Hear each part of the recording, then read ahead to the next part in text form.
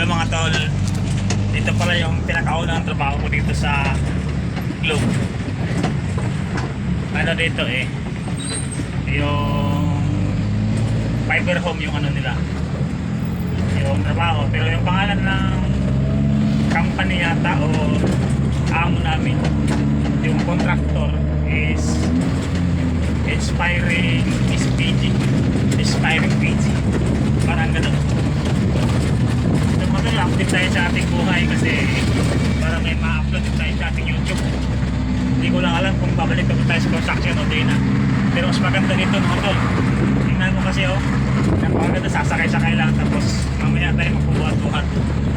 Tapos ano dito mga tol,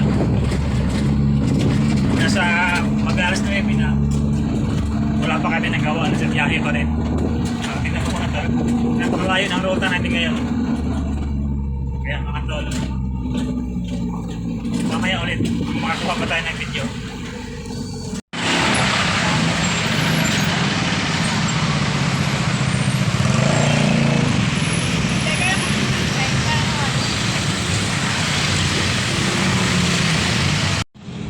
Hello mga tol, paikot-ikot lang kami. Hindi ko alam kung saan kami pupunta mga tol, pero nakadalawang install na kami ng fiber.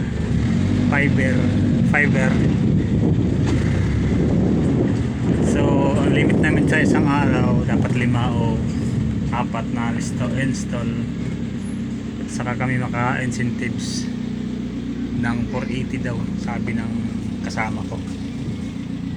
Sana mga tol makakuta kami ngayon kasi yung pinuntahan namin kanina baha. Hindi ko alam kung ano nangyari, bakit kami bumalik, siguro dahil sa baha or di napuntak yung client, customer. Kaya ito mga tol, pangatlo namin ano to, pag napuntahan namin yung contact namin ngayon, pangatlo namin install. Dito nga pala ako mga tol sa likod nakasakay yung mga gamit namin yan yung fiber, ano tawag yan, nakalimutan ko na. Hindi ko pa alam yung pangalan yan mga tol, basta yun yung linya ng fiber. Tapos yung mga gamit namin, yung mga modem nandoon. Naisipan ko mga tol na kumuha ng video kasi inaantok ako dito sa likod. Isawari ko mga tol, ikot-ikot lang kami, saan ba kami pupunta, di ko nalalaman. At yan, naminto na naman. Saan kami pupunta, sana makaapat man lang kami na install ngayon o kaya makuha namin yung binigay sa amin na 5 ano. Dito daw kami mag-i-install mga tol, bahay na to.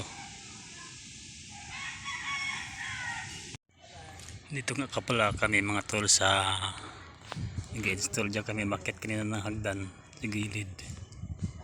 Tapos ito yung sasakyan namin. Tapos doon kami galing, kumuha kami ng ano, ng poste ng connection. Tapos ngayon nilantay namin yung sa loob na nag-install ng modem. At makauwi na kami. Hindi pa pala, may pupunta pa kami isa